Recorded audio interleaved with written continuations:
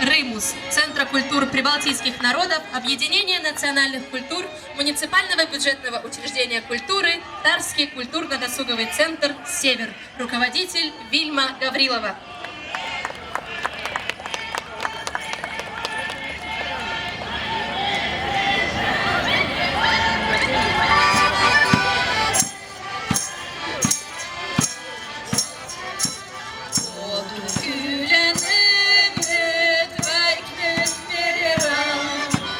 Мисмил апсебел вестудele suigutan vodu yleni just järjetmelistus ei ta sarnast ei leidnud hingis vaid igatsus vodu kallis mis veenub kui väiknenud järele jäänud on sellest vaid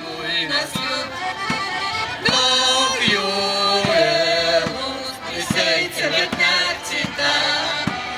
Suurem ja valu iial ei korduta. Mööduvad mu mõtted kuudelmate maas. Helisevad viisid kurvalt mu kallimas. Mööda